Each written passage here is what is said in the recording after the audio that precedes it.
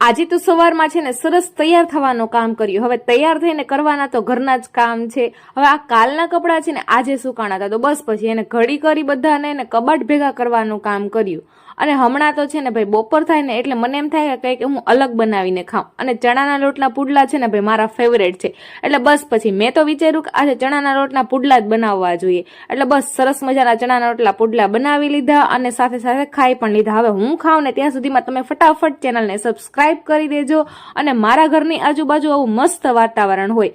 સાંજના 5 વાગ્યા ને ત્યાં તો રાજ્ય મને સરપ્રાઈઝ દીધી કે લાઇટ વહી ગઈ ને એટલે હું આવતો રહ્યો. તો મેં કીધું કે ચાલો આવતું નથી રહેવું, આપણે છે ને માર્કેટ માં જઈએ, નાના મોટી વસ્તુ લઈ આવીએ. અને બસ ઘરે આવીને સરસ મજાના છે ને આજે તો રોટલા બનાવવાનું કામ કર્યું. અને બાજરાના રોટલા હોય એટલે અડદની દાળ ન બને એવું તો બને જ નહીં. તો કઈ નહીં, હવે છે ને તમે ફટાફટ એક સરસ મજાનો કોમેન્ટ કરી દેજો, લાઈક કરી દેજો અને ચેનલને સબસ્ક્રાઇબ કરી દેજો. હર હર મહાદેવ.